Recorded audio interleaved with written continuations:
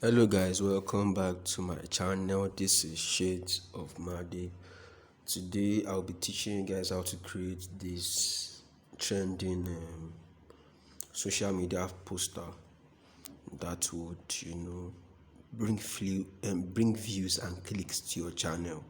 So I'll just give you a quick run through, and I'll be dropping the PSD file in the link below, so please do well to watch the video to the end. So what I did was let's create a new layer. Keyboard, you can press Ctrl N. So my page size is 2000 by 2000 pixel.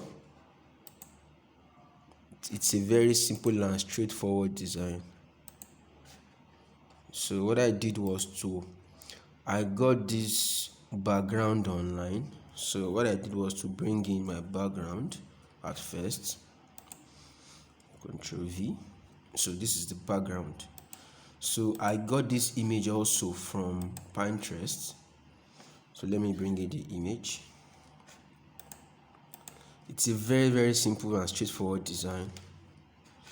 So I added shadow on that. It's looking kind of abstract here. So what you can do is you click below the image, you create a new layer, press B on your keyboard, you increase your brush by pressing the brackets key, you tap once, you press Ctrl T on your keyboard to transform. Then you expand. Now this shadow is based on preference. You would like some kind of settings and you won't like some. So what I did was to create my perfect shadow. So you can do this anyhow. You can also decide to duplicate by pressing Ctrl J, to give you the kind of shadow feel. So what I did again was to bring in my flare. I don't joke with my flare. I brought in my flare. Ctrl C. Let me bring in my flare. Ctrl C. Now it will be behind the image, so it will have that kind of glowy feel. So you can decide to use one or two. You can decide to even expand by pressing Ctrl T. So you can expand it by holding your shift. You can expand like this to have that life behind the image. You can expand it. So what I did next was to bring in my other one. I bring the flare above the image right now. Above the image, Ctrl V, above the image, so you can place it like this. So it's already shaping up. Then I added camera raw effect to sharpen the image, but it's not showing here. I added camera raw effect to it to brighten up the image. You can increase the contrast, the clarity, and all. So you have a very sharp image. Sure you get. Now what I did next was to bring in my text. Let me explain how I got the text. The text is behind my image. You can see it's behind the image. Then let me just copy this text like this.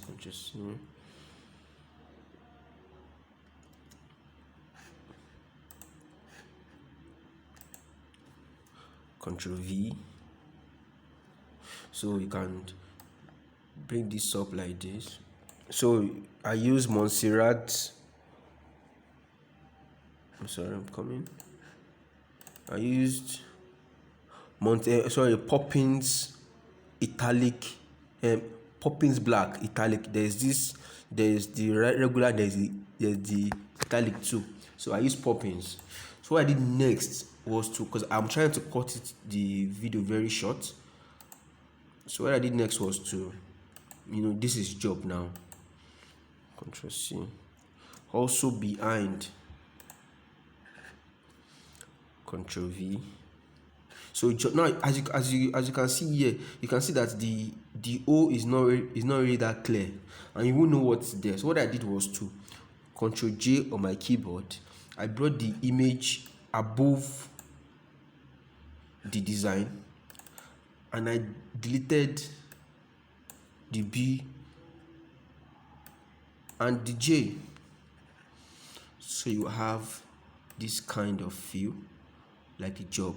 So you can actually decide to add what do you call it, to add drop shadow. If you want drop shadow, you can add drop shadow to it. You can extend the drop shadow to any extent and reduce the opacity. So what I did was to, let me increase this. I extended, you can see, you can extend like this. You can even expand it. So you can reduce the opacity to something like this. So you have that kind of feel that it's above the image. Sure you get. So it's very, very simple. It's very, very simple. So also finally I brought in this image here, also from Pinterest. Rather. So what I did was to, as usual, brought in the image. I added Gaussian blur effect to it. Gaussian blur. Sorry, it's loading. I added 23.5 to it, then duplicated it. That's all.